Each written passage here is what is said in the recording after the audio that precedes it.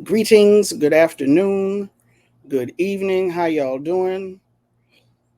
This is Thandisizwe Chimurenga, and I am flying solo today. I don't have anybody to hold my hands except for y'all. So we're gonna make this do what it do. This is Rootwork here on the Black Power Media platform. So before I get into this, please make sure that if you're already subscribed, tell somebody else to subscribe. I want you to like this video, even though we ain't even got started yet. Trust me, you're going to like it. So go ahead, like the video, share the link. Make sure you tell somebody about Black Power Media. Make sure you tell some folks about Rootwork. So it is August 3rd. It is Black August. And today we're going to be talking about transforming the colonial criminal mentality. This is the first of Rootwork's Black August Study and Struggle series. Every Thursday in August. It's going to be 5 Thursdays this month. Might have been a little bit too ambitious, but hey, we're going to make it do what it do. So my guest today is going to be Brother Yusef Bunchy Shakur, my comrade out in Detroit, Michigan. He's going to be coming on a little bit later to talk about his experiences and share his analysis and his wisdom with us. But before we do that, before we bring in my comrade, wanted to do some introductory remarks. So again, we are in Black August. This is the third day of Black August, and I wanted to make sure that I got this out here. Let me read to you all. You can find on the web, if you Google Black August, Malcolm X Grassroots Movement, etc., other organizations, Black August Organizing Committee, Riot started with Brother Kalanji. You will find the accurate history of Black August out there. But I wanted to start with this to make sure everybody knew where I was coming from. This is from the Doc Bookshop, but it comes via the Malcolm X Grassroots Movement. It talks about the spread and growth of Black August. In the late 1970s, the observance and practice of Black August spread from the prisons of California to Black New African communities throughout the country. Members of the New African Independence Movement, NAIM, began practicing and spreading Black August during this period. The Malcolm X Grassroots Movement inherited knowledge and practice of Black August from its parent organization, the New African People's Organization, NAPO. MXGM, through the Black August Hip Hop Project, began introducing the hip hop community to Black August in the late 1990s after being inspired by New African political exile, Nehanda Abiodun. So I wanted to start with that because to let you all know where I'm coming from, that is how I came to know about and participate in and observe Black August. I inherited it as a member of the New African People's Organization and the Malcolm X Grassroots Movement at the time. But Black August was started by brothers primarily on the inside of the California prison system and members of their families, which includes sisters on the outside, sisters like Mama Ayana Mashama, who's been on Black Power Media before. It began with California prisoners. Knowledge of it began to spread. People on the outside began to participate in solidarity with the brothers. And the Black August Organizing Committee was born. Black August Organizing Committee, one of its founders, one of the founders of Black August, Brother Shaka, OG Shaka Athenen, may he rise in power, who passed on, has already become an ancestor. These are the people who created Black August, and these are the people who many times get left out of Black August, are forgotten about in Black August. We have known the names Leonard Peltier, Mumia Abu Jamal, Geronimo Jijaga, Sundi Ada Akole, Dr. Mutulu Shakur, rise in power.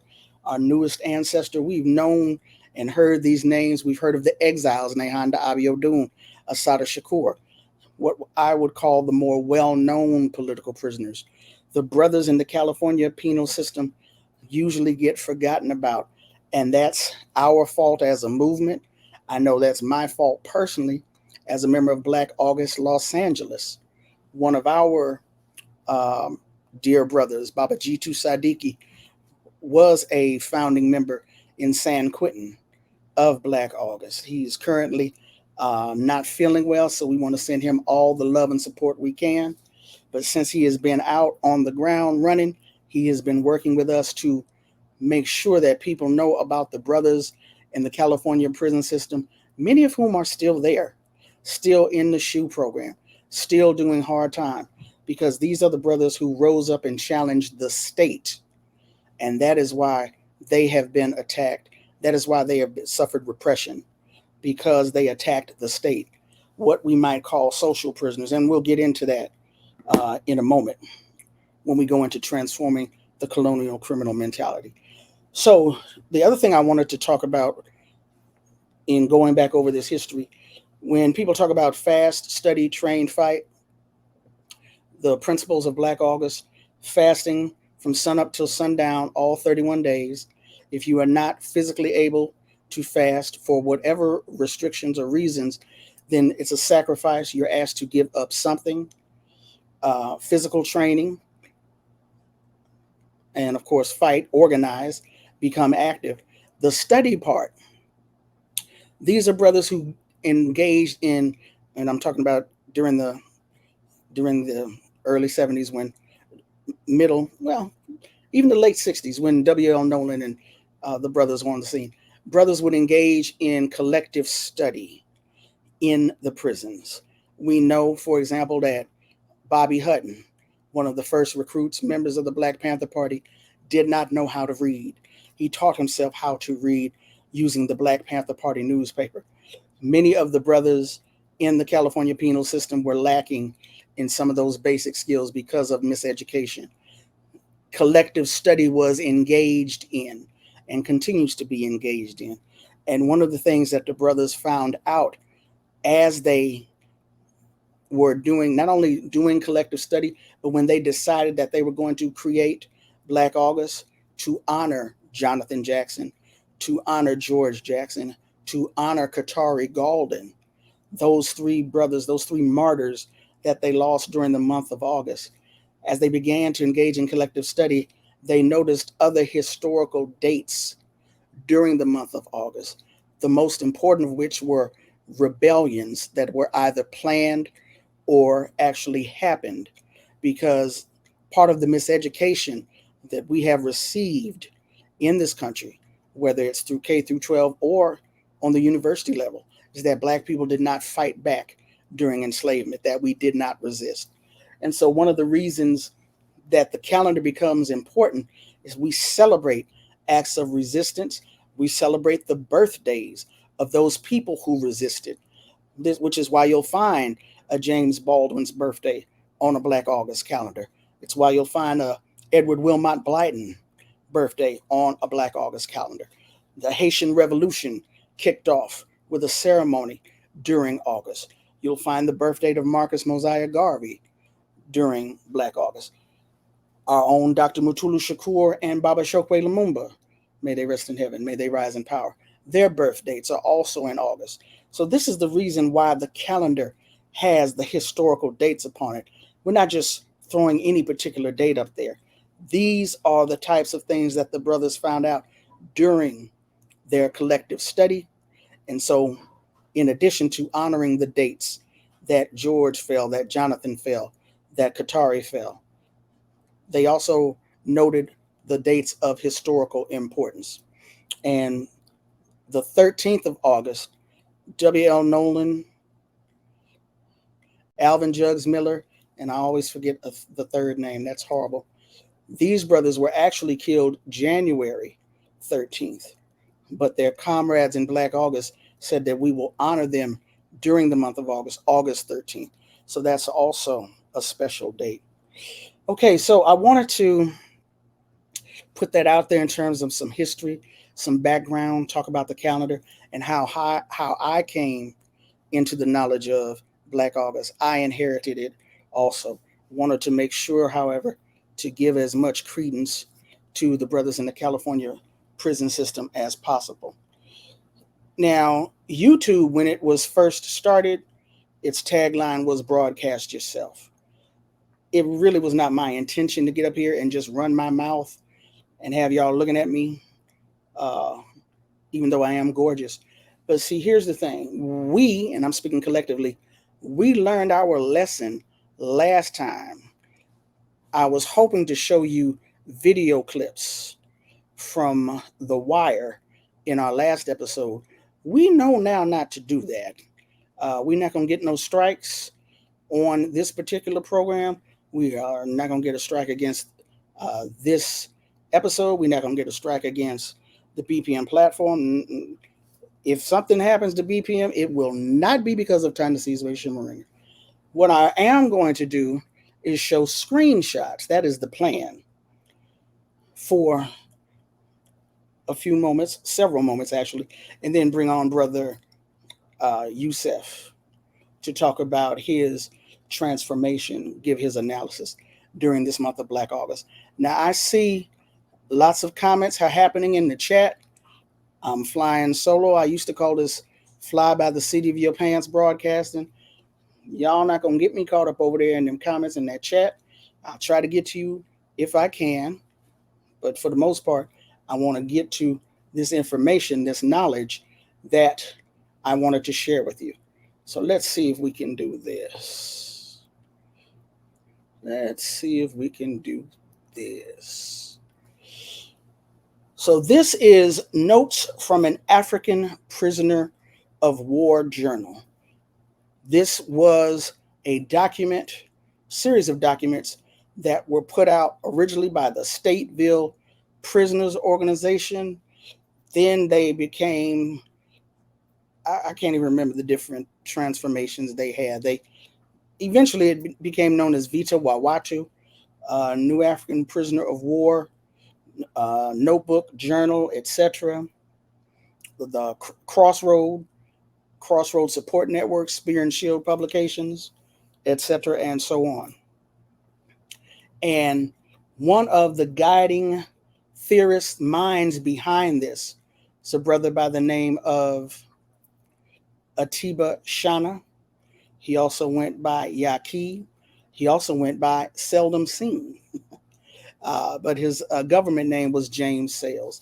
He was a major theorist, a major presence in the prison movement. He was imprisoned in Illinois and a major theorist of the New African Independence Movement. This is an essay he wrote in, I believe it was 1977, actually. This is an old document, but it was so groundbreaking and so compelling that it is something that I know I return to many times and other people return to many times. So hopefully, there we go. And it's called On Transforming the Colonial Criminal Mentality. Let's see real quick.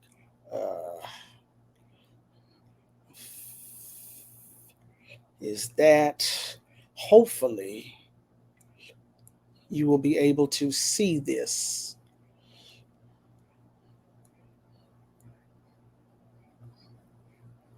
Okay, I think you can. No. All right, so, I'm not sure how to. I'm going to have to read. I'm going to read it to you anyway. I was hoping you all could read along, but I'm not sure how to do this. Yeah, this is not going to work, unfortunately. This is not going to work. It's not going to work very well. So unfortunately, I'm just going to have to read to you particular points, but at least you get to look at the screen. Okay, so book 1 from Spear and Shield Publications on Transforming the Colonial Criminal Mentality. It starts out with a quote from Malcolm X.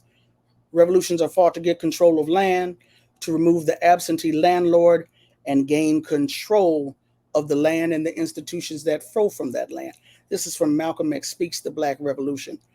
This is actually not the quote I want to get into some other quotes, but this is how Baba Yaki Atiba opens it up. He says, during a recent conversation with a comrade, the movie Battle of Algiers was mentioned. Its mentioning within the context of that conversation gave birth to the idea of using that film as a way of making a comment on the present and probable direction that many prisoners are taking and many more will take in the escalating class and national liberation struggles in America. Now, again, this document was written in 1977, but I'm telling you, it can be utilized at any particular time. So I don't want to take too much time. I want to go through this document, but I don't want to take too much time on that because I want to get into the Battle of Algiers. Now, the Battle of Algiers is a film that was done in 1966. It is also available on HBO, which is why we ain't gonna show no clips from it today. Like I said, we've learned our lesson. We speaking in the collective. What we ain't gonna do is show clips from Battle Algiers. We're going to show screenshots, and hopefully that will be okay. But if you have not seen the Battle of Algiers yet, you need to see the film. It is available on HBO. When you Google it, it also lists other options to view it. Several years ago, an anniversary DVD edition of it was put out. So if you still utilize your DVD player or you got a computer that has plays DVDs, that's another way that you can view the film. I believe it was, if not the CIA, the Defense Department made sure that personnel watched the Battle of Algiers, just as members of the Black Panther Party were told to watch the film. And when you see the film, you'll understand why. But this film had an incredible impact on the Black liberation movement. And let's go into this. So, some things I want you to keep in mind, and then we'll go into the screenshots. When George Jackson talks about, I've been in rebellion all my life, I just didn't know it. The essay says, for a young Black growing up in the ghetto, the first rebellion is always crime. For George and Ali Aponte is the main character in the film Battle of Algiers, and for many others in Algiers and in America. For a young Black growing up in the ghetto, the first rebellion is always crime for them and many others. Many of George's words are familiar to us. Prisons are not institutionalized on such a massive scale by the people, but they must become such. Where the thing? Yeah, here we go. Here we go.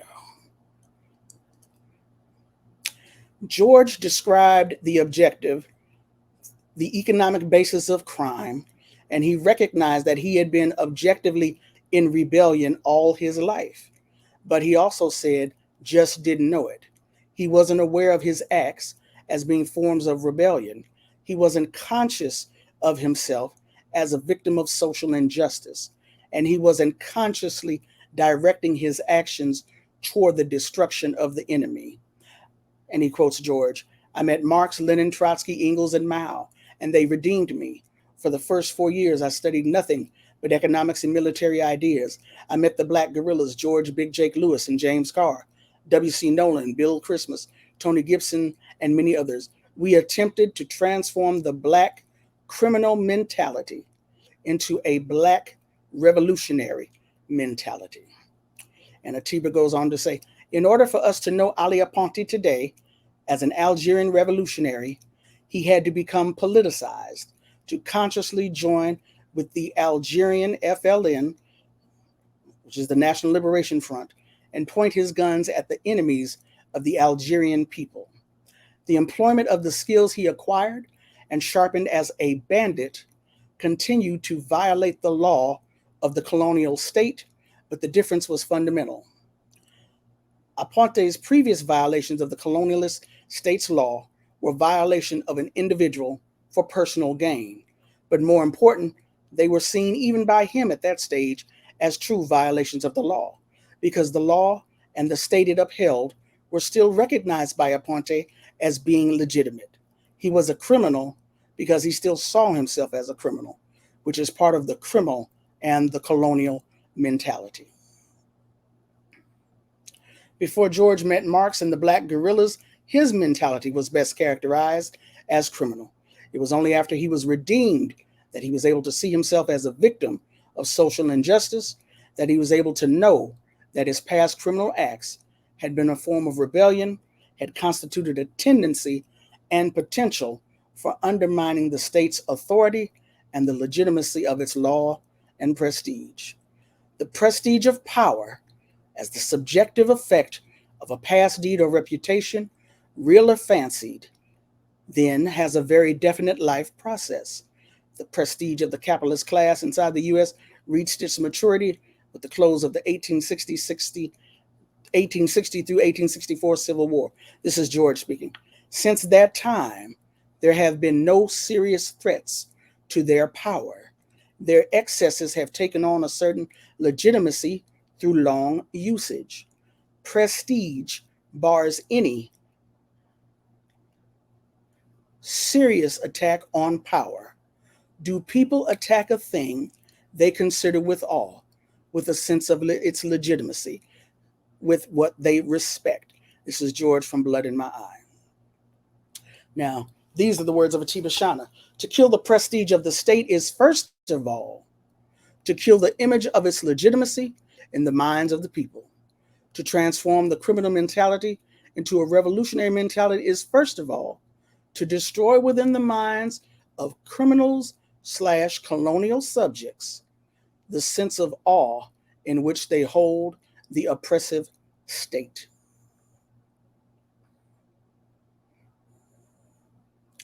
Now, there are other quotes here that I will come back to. Right now, I want to get into some of these screenshots of,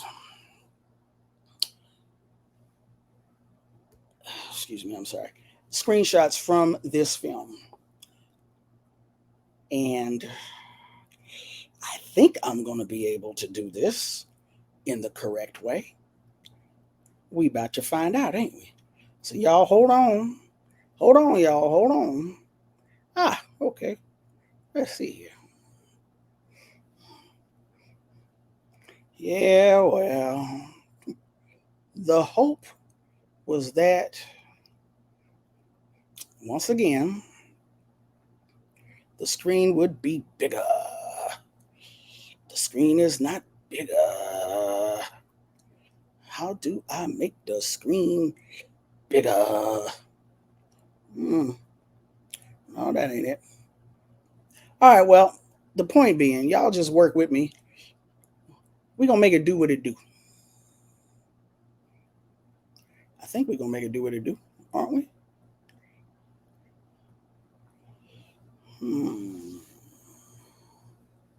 No, that's not it. Well,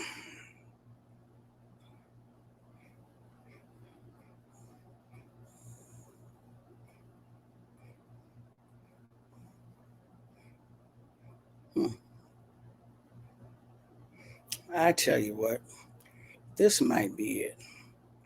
Maybe this is it. Maybe. All right. So let's see if we can do it this away. Okay, so make sure I got my notes right here.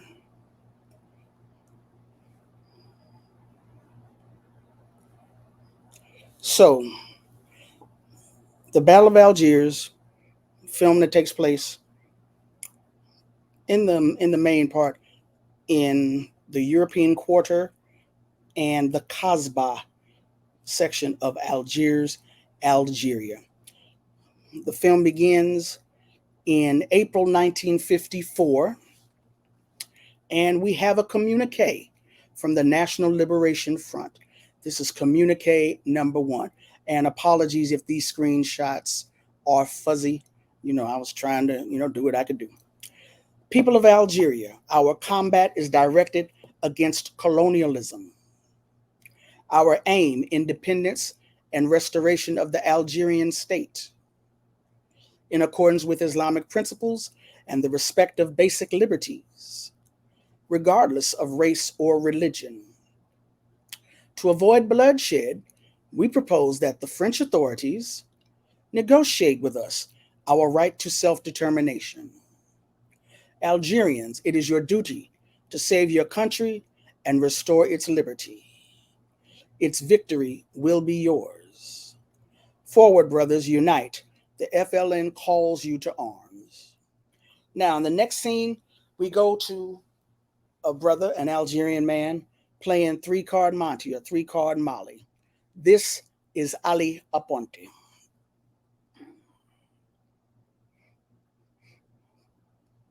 Yeah, I wish this was bigger. I wish y'all didn't see all this stuff over here in the corner. But at any rate, let me stop wishing and just talk about it. So he's talking about, place your bets. Ace wins, this loses.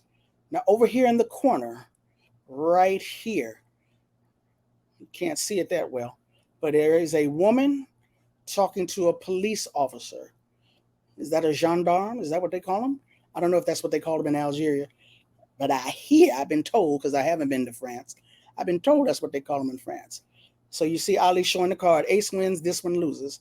She's complaining to the police officer, hey, this guy, he's always over here. He's up to no good. Ali looks down and sees them. The cop sees Ali, and Ali takes off running. The cop chases him.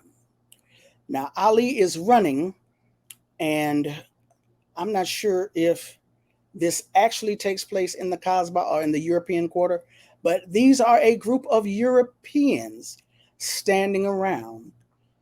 And one of them says, what's his big hurry? Stop him as Ali is running. This guy right here trips Ali and he falls. Now, I took the photos. I'll show you the photos at the end of what just happened, but the police officer is gaining on Ali.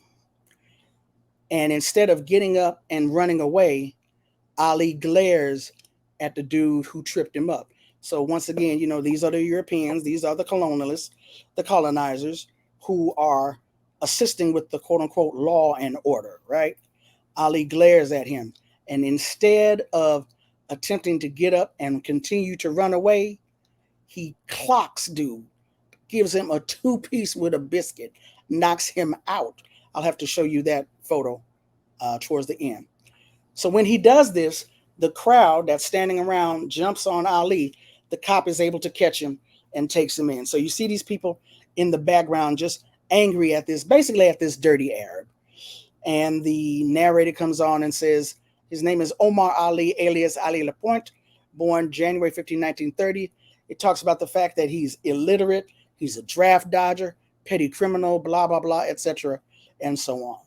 Our next scene, we go to a prison where Ali is being held. We don't see Ali yet. We see this man. The guards are running around, scurrying around, because this man is being brought out. We do not have this man's name. We don't know anything about him. All we know is that these two cops or correctional officers are holding him. The man says, Allahu Akbar. Allahu Akbar. God is great. He yells it out twice. And from then on, all he says is, long live Algeria.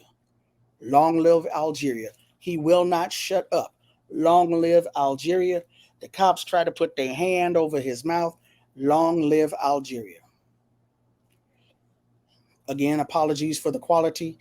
These two cops right here, the ones who were holding him, turn him over to these two dudes in black. These are executioners. I don't know who these guys are over here, but the folks in black have now loaded this man onto the guillotine. I don't know what bruh man did, but he must have done something bad because he is being executed. Now, Ali sees this along with everyone else in the prison. The cell block the cell block and the cell, everyone was quiet when the man was being brought out, he's yelling, "Long live Algeria," and they're yelling it back at him, "Long live Algeria." And Ali's basically silent. He doesn't know what's going on. But he sees with his eyes this man being executed, and it has an effect on him. Very next scene is 5 months later. One of the slums, is the whole Kasbah a slum? Or anyway, one of the slums of the Kasbah. And this young boy right here is walking through the slum, and he sees Ali Apont.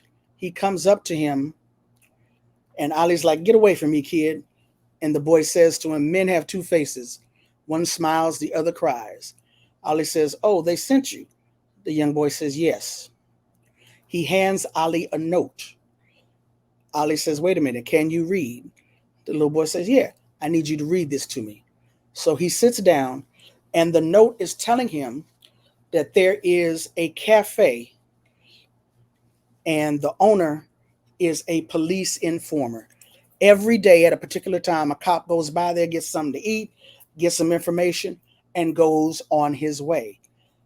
Ali is to kill the police officer. Those are his instructions. I thought he said no. Ali says, not the uh, not the cafe owner. He says, "No, kill the cop." Instructions further. Right next to the cafe, you'll see a girl with a basket. Here's the woman dressed in Islamic garb. He says, when the time is right, she's going to hand you the gun. You just have to pull the trigger. That's all you got to do, is pull the trigger. Now they're following behind. Here's the cop, here's Ali, here's the woman. She's just handed him the gun, and Ali begins to run in front of the cop. The woman tried to grab him. He's like, "Let go of me." Here we have Ali in front. Here's the cop here. Here's Ali. Ali is calling out to the crowd, "Watch me, brothers. Ah, you scared now, ain't you, pig? This, brother, watch, brothers. This is how the FALN deals with the pigs." He pulls the trigger. It's empty. So now people start scrambling. The cop, before the cop can pull out his gun, Ali decks him, knocks him out. He and the woman run. He catches up to the woman in the alley, calls her out, her name, everything but a child of God. She's like, "Come on, we got to get out of here, get out of here." So they go duck into this hallway real quick. He's like, what the hell, yo? What the hell? WTF? Who sent you? Take me to him. They go to, and they meet this man, Al-Hadi Jafar. And Al-Hadi Jafar explains to Ali, first of all, you didn't follow directions. I told you to shoot him in the back. I didn't tell you to get out there running your mouth, jumping in front, trying to be seen. You had one job, and you messed up the job. So don't be coming up in here with an attitude against me. But Ali still doesn't understand. So he explains it to him. We had to see if you were a traitor. We had to be sure. If I had told you to kill the cafe owner, who's an Algerian, the cops would have let you do it. But if you had been an agent for the police, you would not have done it, and the police would not have allowed you to do it. And Ali says, "Well, but I didn't kill him." Al-Hadi Jafar says, "Yeah, but you tried." Ali's like, "Okay, I'm not really sure I'm still understanding." He's like, "Look, in order for us to get these colonialists out of our country, in order for us to clean up the country, we have got to clean up internally. That is how we grow stronger.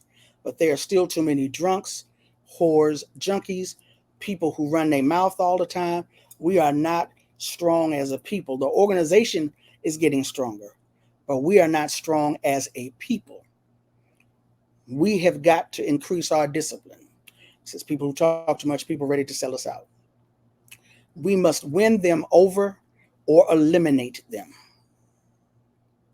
Very next scene, communique number 24. And I see my brother Yusef Bunchy Shakur. I'm gonna get to you, bro. I promise. I'm gonna get to you. Love you, appreciate it. The very next scene, we see this man walking down the street as the communique is being read. Now, this man is a wino. He's drunk in public. This is communique number 24, April 1956. People of Algeria, the colonial administration is responsible not only for impoverishing our people, but also for corrupting and degrading our brothers and sisters who have lost their sense of dignity. The FLN is leading a campaign to eradicate the scourge and requests the population's help and cooperation. This is the first step towards independence. As of today, the FLN assumes responsibility for the physical and moral well being of the Algerian people and has therefore decided to ban the sale and use of all drugs and alcoholic beverages and to ban prostitution and procuring or pimping. Offenders will be punished. Repeat offenders will be sentenced to death. So again, this man is walking down the street. He's a wino. He's drunk in public, and a group of, there's one or two women, one or two men who are chastising him, but then a group of children, led by that little brother who read the note to Ali Aponte. He whistles, and all these children come out of nowhere. It's a couple of girls in the group too, but predominantly boys, and they don't really beat him up because they kids, but they are chastising him. They're hitting at him, they pulling at him, and they're all yelling, "Wino, wino, wino." Very next scene, Ali Aponte is walking through the Kasbah. He's looking for a man named Hassan El Blidi. He goes into this spot, which is kind of like the trap house, but not. It's a little bar. Maybe it's a speakeasy, a kickback. People are there drinking, getting high. And he asks this guy, well, first of all, he comes in and he says, "Don't you know drugs are forbidden?" And he smacks it out the dude's hand. The dude is like, "Why are drugs forbidden?" and tries to pick it up off the ground. And Ali puts his foot on it and crushes it into the ground. He says, "I'm not going to tell you again," and walks off. So now he's going throughout the neighborhood. You seen Hassan El Blidi? Tell him I'm looking for him. This is the whole stroll right here. That's what it is. Let's just keep it a buck. He on the whole stroll. Where's Hassan? He goes into a spot. Where's Hassan? Everybody. He goes into this one spot, and the sister's like, "Hey, Ali, I ain't seen you in a while." Hassan's like, Ali's like, "I ain't trying to hear all that. Where's Hassan El Blidi? Tell him I'm looking for him." And in this scene, we see this guy right here with his back to us. I'm sorry I didn't get a picture of his front. But this is Hassan El Blidi, the one that Ali Aponte has been looking for. Now, if you notice, hopefully you can see this screenshot. His left arm and hand has been slid through the sleeve of his coat, but it has not been slid through the right side of his coat. So he finds Hassan. He tells him, "Don't move." And Hassan's like, "What's up? We boys. Why are you acting like this?" He's like, "We used to be boys. We ain't boys no more. You have been sentenced to death." He's like, "Say what? We've warned you. We've warned you twice. This is your last warning. You need to stop what you're doing. You need to work for the FLN." Hassan is like, "Kick rocks, dude." Next scene, Ali pulls out the gun, shoots homie down. The guys that were with him, he said, "Hey, don't try it. Take a good look. Things will change in the Kasbah. We are going to clean up the Kasbah." Now, where? Yes, okay. So,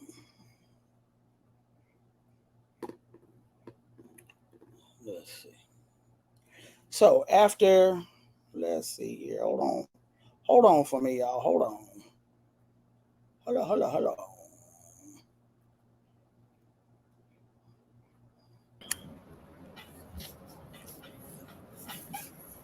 So, there's some other scenes in the movie that, real quick, I don't have the screenshots for it. Oh, I know what I was going to do. Hold on. Yusef, hold on for me 1 second. No problem, Conrad. Hold on for me 1 second.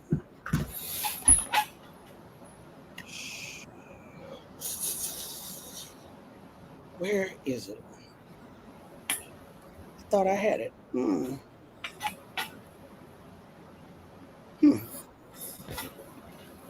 Uh, Shucks. There it is. Okay. Can y'all see that? So yeah, the photos are out of order because I took them at different times. So this is going back to when Ali Aponte is running, and one of the dudes trips him up, and Ali looks up at him and glares. So the dude is smiling, like ain't no big thing, dirty air, ha ha ha. And then when he sees how Ali is looking at him, he's like, "Oh damn!" And in the next scene, that's when Ali decks him. I figured y'all would want to see that. That's why I decided to show it to you. This is why Ali ends up getting caught, because instead of running, he's just decided he's tired. Basically, you tired of the colonizer. Not today, colonizer. I'm through with it. And even though my quote unquote freedom, I'm sacrificing my freedom, I'm gonna get you today. That's basically what happened. All right. So I had some more to go through in terms of the analysis that Brother Atiba, Brother Yaki from Spear and Shield makes. But basically, he's talking about how you transform. You have to kill the prestige of the state. Do you see yourself as a criminal? Have you made a decision? Have you made a commitment? Or is it simply emotional? Are you jumping out to be seen because you have a commitment to yourself, or do you truly have a commitment to the people? Wanted my brother Yusef Bunchy Shakur, longtime organizer in the Detroit area, to come on and join with me today. And let me tell y'all something about this brother real quick. Never mind, I'll tell you about it later. How you doing, Yusef? Man, I'm good. Long day preparing for our annual backpack event. Our 18th year is up coming Saturday. Mm-hmm. Man, thank you. Yeah, Let me shout say thank you for having me. absolutely, absolutely. So I met Yusef in the flesh in 2014. I was at the backpack giveaway. You still owe me one of them shirts, bro. I ain't forgot that. Yeah. Oh, Appreciate you, but you owe me that shirt. Had a nice Asada Shakur shirt on. Anyway, uh, I had gone to Detroit. I had gone to Ferguson, and I was covering the trial of Renisha McBride. And as the trial ended on a Thursday, that Saturday, Mike Brown was murdered. So I ended up renting a car and going out to Ferguson.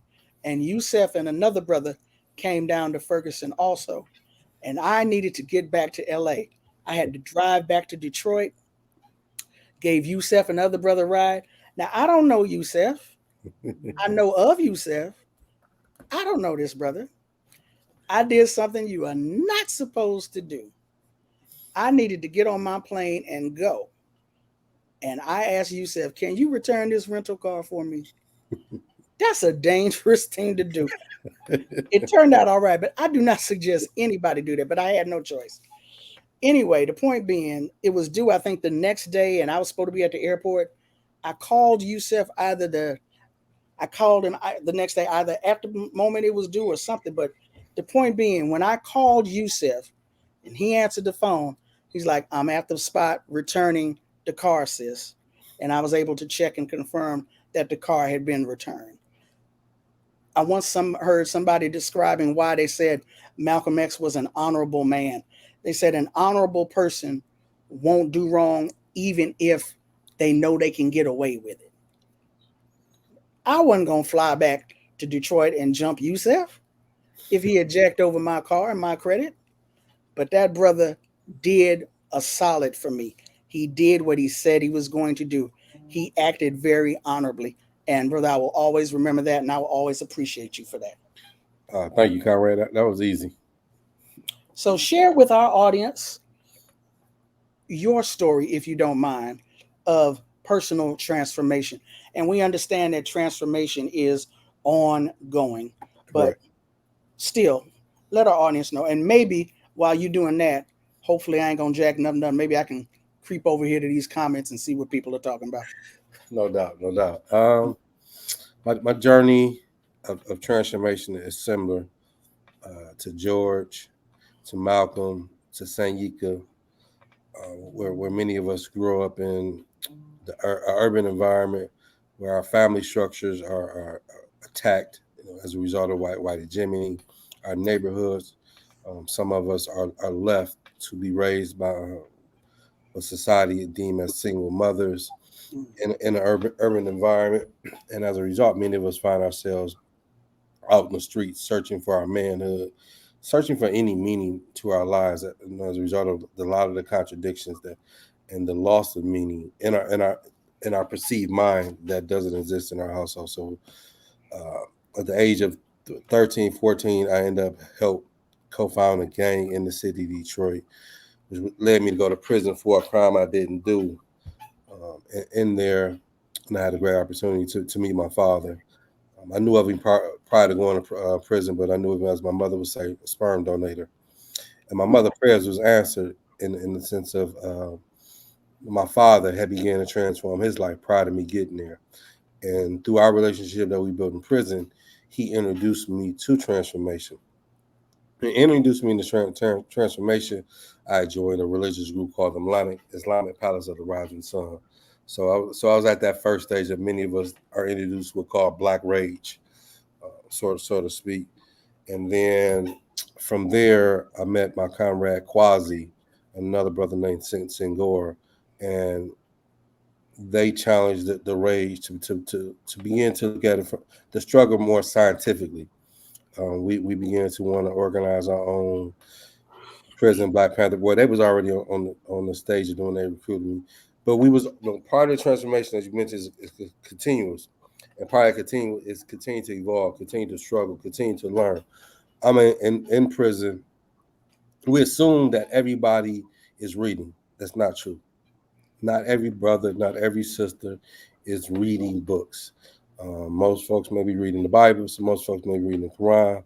Most folks may be reading Donald Goins. Most folks may be reading the Freak book. Not Robert Bear, Pimp, Iceberg Slim. exactly. Now, very few people are reading Wretched Earth. Very few people are reading, Comrade George, and very few people even knew about the Viawatu, the theoretical journals. And when we got our hands on the theoretical journals, it changed. It changed our landscape. It changed how we organized, how we struggled, and how we saw the world. And so, as a result, that took my transformation to another level of embracing New African nationalism and becoming a conscious citizen. And my organizing in prison was through what was called the FN, the Freedom Network. My comrade Quasi, my comrade Rear Bay, and Omawali was the founders of that. And we utilize our intellectual capacity to how to organize and educate and bring awareness in the spirit of Comrade George and so many others. There was a question in the chat. What impact did General Baker and the League of Revolutionary Black Workers have on you, if any? That's a great question. At the time, matter of fact, I just found something I was looking at. I left in the morning. You read about those things, but it's a lot of disconnect. Mm-hmm. So actually, in the Viawatus, there's a piece. It's written by Grace Lee Boggs, but it's anonymous. I believe it's called "The Struggle Requires Professionalism" or something like that. I'll find exactly. But at the time, I didn't know Grace Lee had wrote it. So they didn't have a lot of impact on me at that moment, even though I'd read it. But we didn't have a class to really connect it and create a timeline. So to answer that question, I'll share a little story. Upon coming home, I became a Head Start assistant teacher in Highland Park. And thank you, Quasi. Yeah, politics mean commitment. That was a piece that Grace had wrote that was anonymous. And we was doing some organizing in the work profession against they were trying to bring on this petty bourgeois black brother to work in the fatherhood program, and it was this elderly older brother. He wasn't mobile enough, but he was very sincere, earnest. He was a gentle giant. His granddaughter, I had been the teacher to one of his granddaughters, and I was a teacher to a second granddaughter. Long story short, that man was General Baker. His wife was Marion Kramer, who I met. Again, I know them, but I don't. It's not registered in my mind. So I know them historically, but not in the real context of real life. So when I meet them in real life, a lot of times when you meet your heroes in the struggle, they are very disappointing. I don't know. Meeting General Baker was not disappointing. No comment, Nanda. Meeting Marion Kramer was no disappointment. Post prison, they've been very instrumental, very influential in my life and being a revolutionary. Mm-hmm. Now you've talked before, and you just mentioned how influential these books were: the Vita Wawatu journals, Notes from an African, Prisoner of War journal, etc. Can you talk to me about this particular essay, if there's anything that you remember about it or can link to about transforming the colonial criminal mentality? Well, that piece there was very instrumental, and why it was instrumental, anybody who read Sayika's book, and when he's going through his own transformation, remember how he's introduced to the struggle through the Crip, as the Crip is evolving from a street organization into a prison political organization. Mm-hmm. And Sayika begins to see the cracks. He's not comprehending the cracks, but he's feeling them.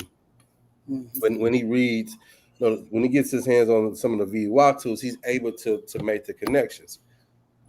In that piece, as he writes, he's examining himself, and he's examining where, because I remember going through the whole naming process, or renaming myself. Like, I wanted Shaka Zulu, I want to say cool, like that name that says I'm gonna kill every European. Again, it's still part of that. You still call them that black rage, but you're missing the scientific dialectical of looking at yourself, engaging your personal struggle. And to be honest with you, Tupac Shakur played a very instrumental role during that period. And the role he played, along with that piece, my son's mother had been murdered while I was in prison. Me Against the World had just come out, and that album allowed me to go back and look at my life. What Sayika said, like many of us who talk about the streets in terms of as a lifestyle, it's a death style. And to go back and look at that death style and to make sense of it.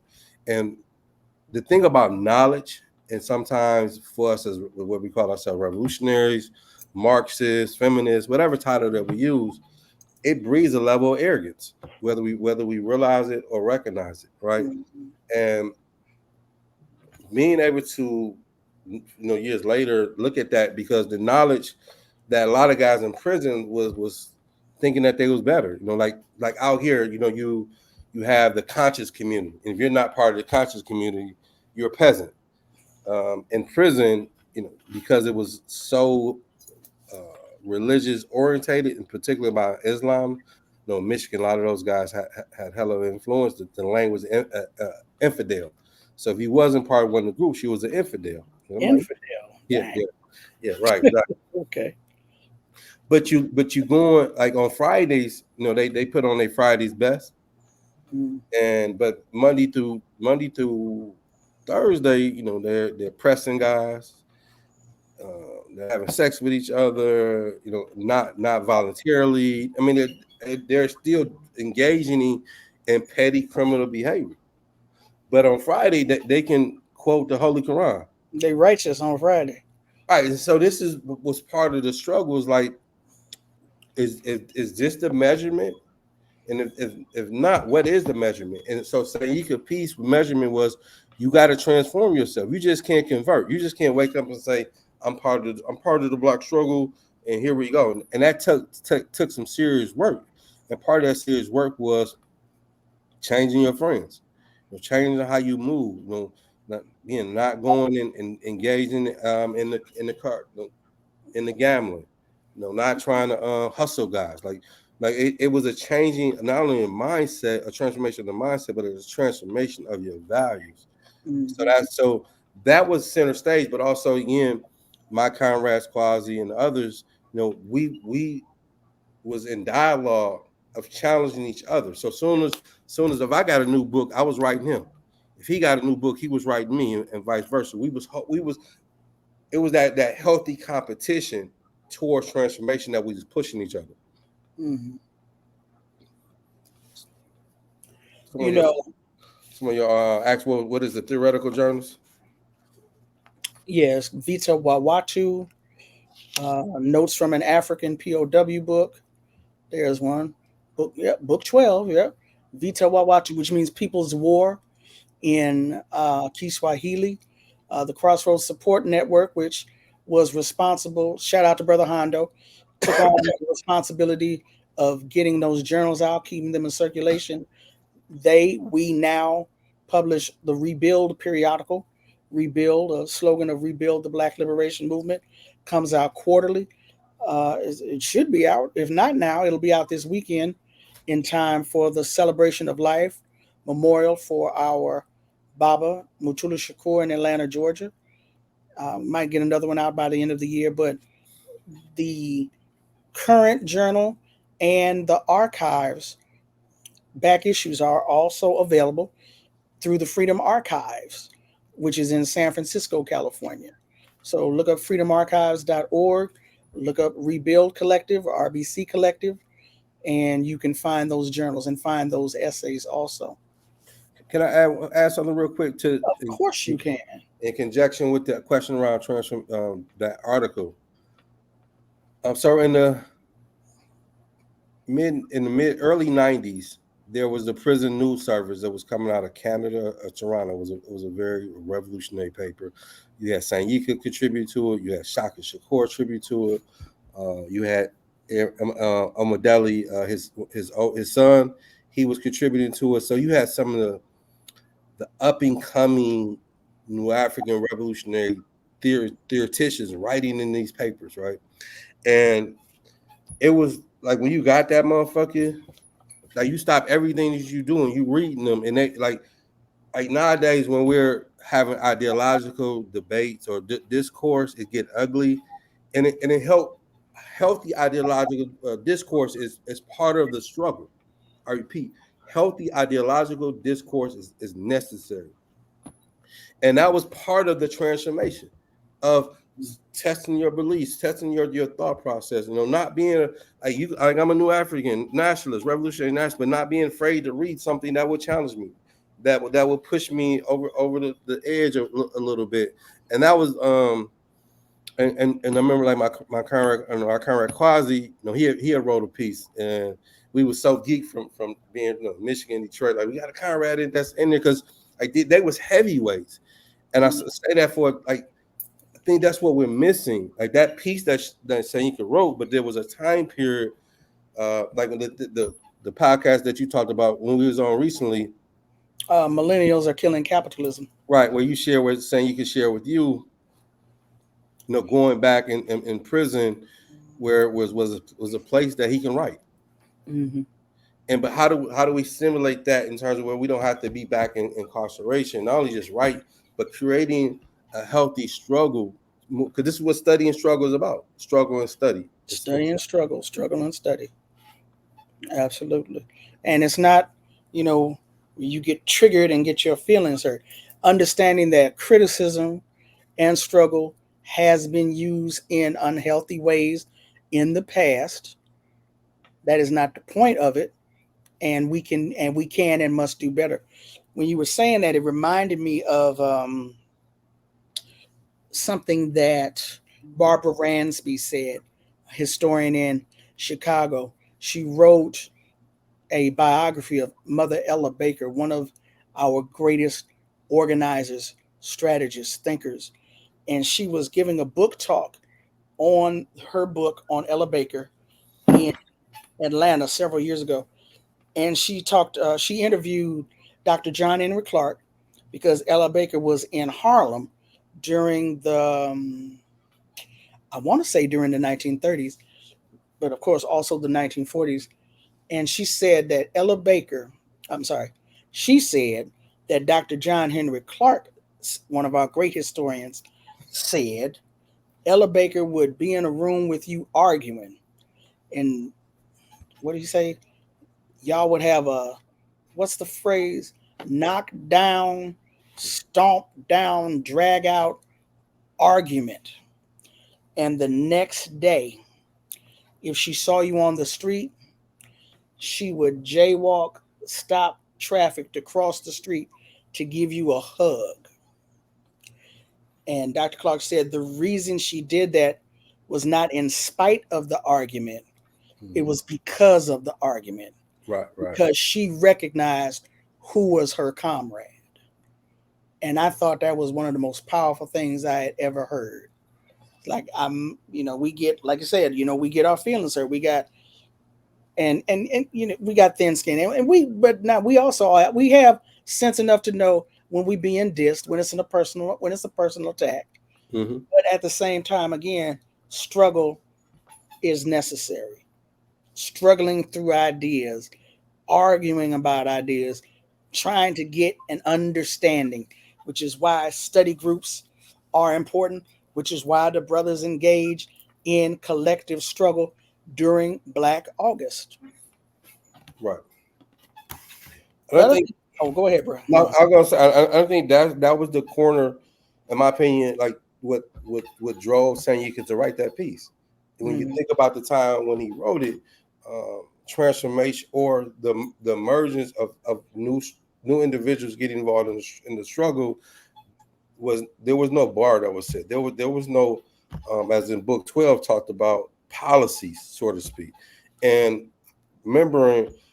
Sanyika is his mind has been contaminated in a good way by the theoretical journals, and so he's you can be a part of something, but then you can be a part of something and contribute. That was his contribution, because who was better to talk about transformation at that moment? As someone in the chat asked the question, was I influenced by Grace and Jimmy? During my transformation period, no, I wasn't. I met Grace after I came home from prison, and through her, I met Jimmy, not personally but spiritually, and through his readings. Post prison, I've been influenced by them. But Grace will always say, "What time is on the clock?" And for Sanyika, the time was all about transformation. And I think even in his passing, the conversation of transformation is still a necessary conversation. But also, how do we humanize that? I think we both can agree I think personally, there was too much pressure that was put on Sanyika, as if he was going to be by himself to revitalize our struggle, revitalize the New African Independence movement. That would scare the shit out of me. And we know, and I'm pretty sure he probably scared the shit out of Sanyika. And we know there wasn't too much that scared him. But that's what commitment does, right? And sometimes we tend to forget, like, my namesake, Bunchy Carter. Bunchy, George said there's only two kind of men that leave prison: the Bunchy Carters and the broken men. But what don't get taught in that equation, there was an organizational formation that he can step into. And once he stepped into it, he had the talents, but those talents was able to rise. So when I came home and Sanyika and others, there's no organizational formation.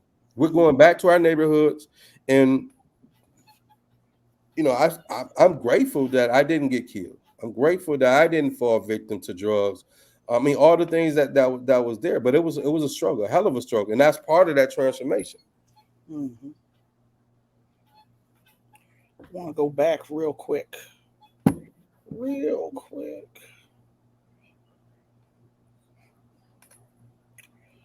Let's see.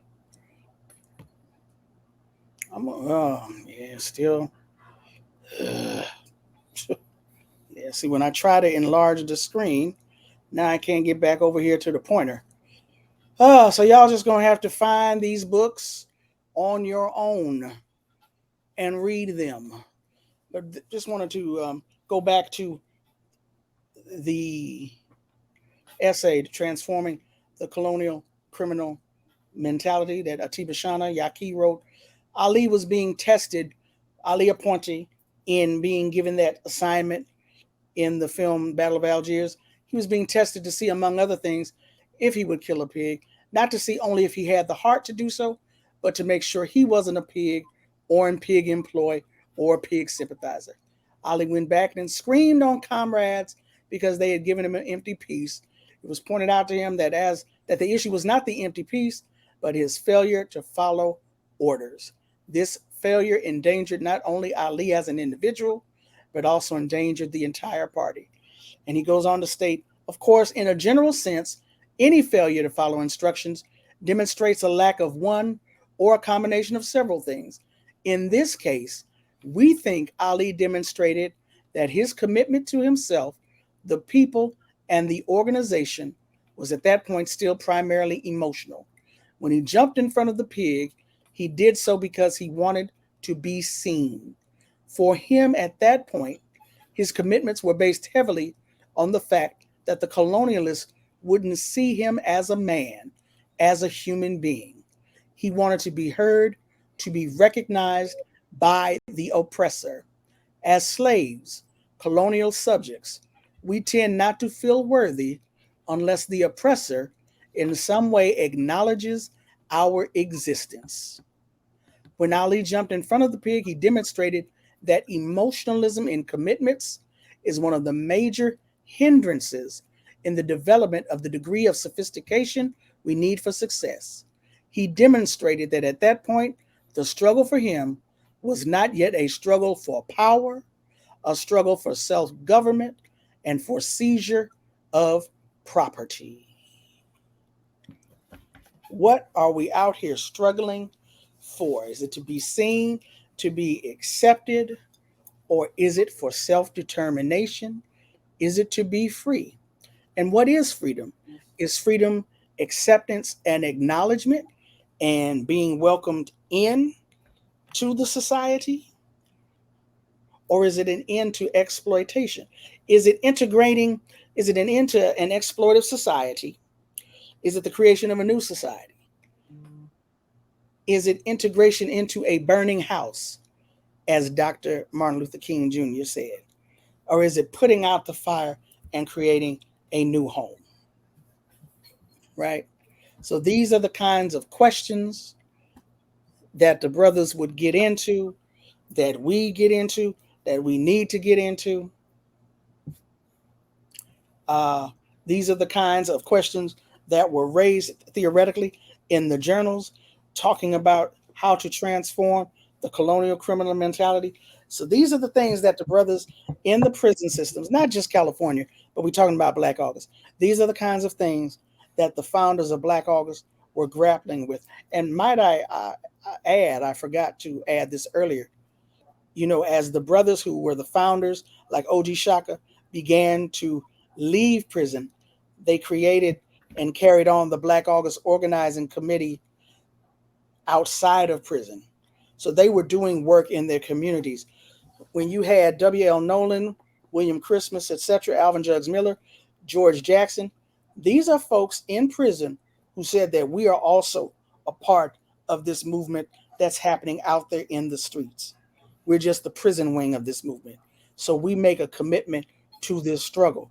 And when they get out, they join or create an organization to contribute to this struggle. And the Black August Organizing Committee suffered repression in the Bay Area. They were followed, they were harassed. People were looking at ways to violate their parole and get them sent back. So when we talk about organization means commitment. Commitment is key. Commitment is absolutely key.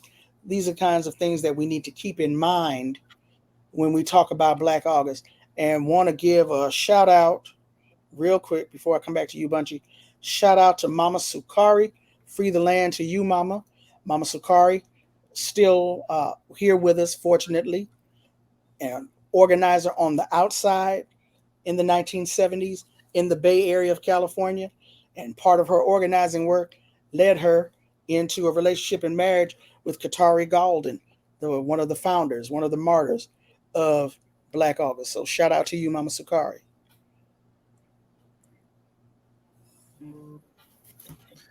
That's a dope breakdown. I think it's important as we digest what you're saying. Also, like centering Black August, and we've all had entry part points to Black August differently, and and that's all cool.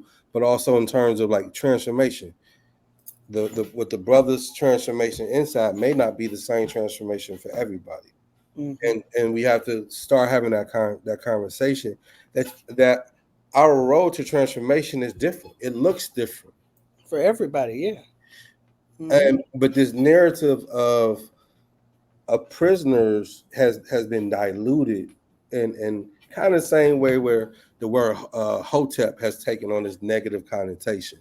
Yeah. Same with brothers inside, and I kind of get it. It's a dominant narrative, but it's a narrative that's part of our struggle, and it's not a dominant narrative. The dominant narrative, as you said, is what we're fighting for, and Mm-hmm. and the more we talk about that, the less we will get confused, because how I transformed in prison is no less or greater than how you transform. It could be in college, and all those points are important, because how I transform may not be able to reach the next person, but how you transform could reach the next person. And Mm-hmm. this is how we develop the mechanism and create the curriculum, a revolutionary curriculum of how we dismantle the petty colonial mentality that continues to dismantle how we're going to move. Because again, you can't defeat something that you're in awe of. Like, you don't even have to be inside. Like, we see it every day where folks join an organization. That first thing they're saying, "How can I be the president of the organization?" They're looking. They're on a power trip. We're seeing practice where people have not been orientated properly. Mm-hmm. We're too far gone in our struggle to continue to make those same simple Over mistakes. and over again. This is why this conversation of transformation is so important, because it centers you. It centers you in the struggle, in the movement, in terms of, as an organizer, it's not about you. As a revolutionary, it's about our people and about our liberation and what role you play in that. And it may vary. Mm-hmm. So we are not going to stay here all night and be long winded. We ain't gonna do it. We ain't gonna do it. But we had to come and make our contribution during Black August on Black Power Media. So, any last comments, thoughts, analyses you want to put forth, bro? Nah, I'm good. Thank you for having me, and I look forward to continuing our conversations. So, again, this is Rootwork. We're looking at each Thursday in the month of August, doing a study and struggle series. Today, we talked about transforming the colonial criminal mentality.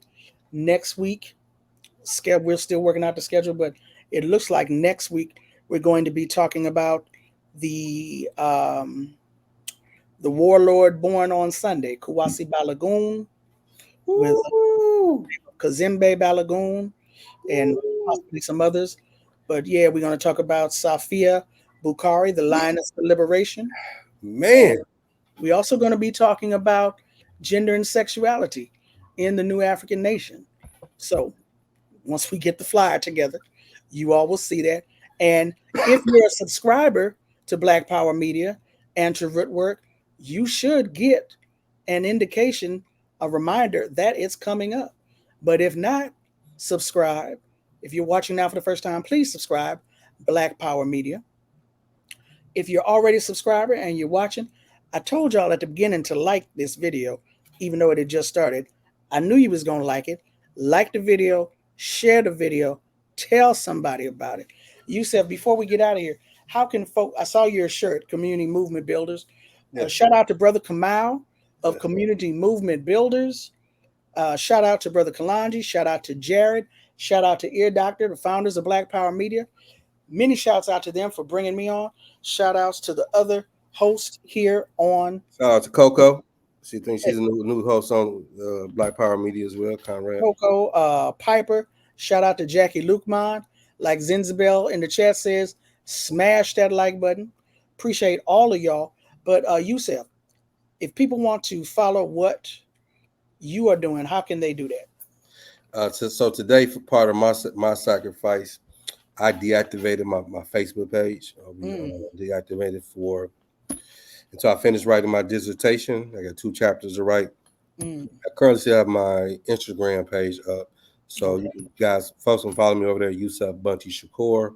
Also, highly recommend following community. If you're on Facebook, following Community Movement Builders on Facebook or Community Movement Builders Detroit, as well as on, I don't know, do we have a Rebuild Collective Facebook page? Don't believe that we do. I know we definitely have a Rebuild Collective Instagram page. Also, checking out. I'm honored to be a part of both those organizations. Also, check out the Mama Cool Community House on Instagram, a community place that I run and operate in here in Detroit in conjunction with Community Movement Builders. And are you and Quasi and Tawana still doing the podcast? Yes, we just got to get back on. Man, a lot been going on. I understand. That's admirable that you deleted your Facebook or deactivated. Yes. I'm not going there. I'm gonna have to figure out something else to do. I'm not doing. I need my social media. But at any rate, that's where I vent. That's where I be talking the most shit is on social media. But at any rate, we will be back next Thursday. God willing, creek don't rise, dam don't break. Next Thursday, 3 p.m. Pacific, 6 p.m. Eastern, with a Black August Study and Struggle series. Appreciate all of you. Ooh, Sister Asia, I know you not just getting here. Yes, I'm calling you out. But it's okay. You can go back and watch from the beginning. That's one of the beauties of this. You go back and rewatch it. Stop laughing, Zen. Stop laughing. Go back and rewatch from the beginning. But seriously, though, you have got to share the video, share the link, like, and subscribe. And I have absolutely no idea how to end this with all the fancy graphics and the music. I don't know how to do all that. So we just going to take off, y'all. And hopefully next week it'll be even more together, because I want to, like I said, present something instead of me just up here running my mouth. Make it worth your while. I hope it's been worth your while. So, Black August Study and Struggle series. Yusef, my honorable brother in Detroit, thank you so much for being on the show. Thank you, Conrad. Look forward to it. Some more. All right, y'all. All y'all, beep, free the land, brother, free the land. All of y'all, quote unquote, BPMers, y'all Black Power Media folks, thank you so much for tuning in. Y'all stay safe out there, and I'll catch up with you later. Peace.